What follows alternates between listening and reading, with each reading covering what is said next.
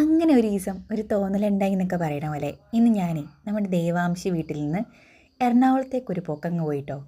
ഏതെങ്കിലും ഫ്രണ്ട്സ് ഉണ്ടെങ്കിൽ കാണാമെന്നുള്ളൊരു പ്രതീക്ഷയായിട്ട്. ഇതാരെ വരണേ, നമ്മുടെ സ്വന്തം സനൽ. അവനെ കണ്ടപ്പോൾ എനിക്ക് ഭയങ്കര സന്തോഷമായി കേട്ടോ. ഞങ്ങൾ രണ്ടും കൂടെ ലുലു പോയിട്ട് സെൽഫി ടീന്ന് ഒരു കട്ടൻ അങ്ങ് കാച്ചാന്ന് കരുതി. ഉള്ളത് പറയണമല്ലോ, വായിലൊക്കെ കൊള്ളുണ്ടായിരുന്നില്ല കേട്ടോ. തീരെ ബോറൊരു കട്ടൻ. പക്ഷേ അതിലാശ്വാസമായിട്ട് ഈ കട്ടൻ കുടിച്ച് നിർവൃതി അടഞ്ഞിരുന്നപ്പോൾ വന്നു നമ്മുടെ സ്വന്തം അലീന മോള്.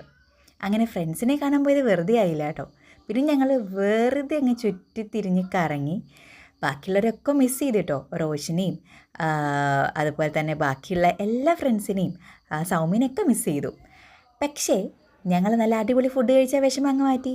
ബിരിയാണിയും അതുപോലെ തന്നെ ബീഫ് കപ്സയും പിന്നെ എന്തായിരുന്നു വായിക്കൊള്ളാത്തൊരു സാധനം, അതെ, നമ്മുടെ ചിക്കൻ മക്ബൂസ്.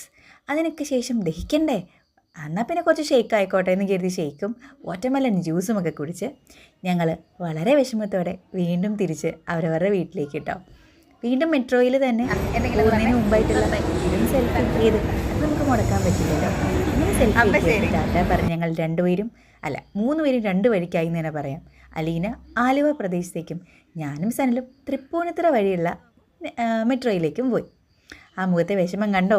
എന്തായാലും വീണ്ടും കാണും വരേക്കും വണക്കം എന്നൊക്കെ പറയുന്ന പോലെ ഞങ്ങളെല്ലാവരും അവരവരുടെ വീട്ടിലേക്ക് പോയിരുന്നു.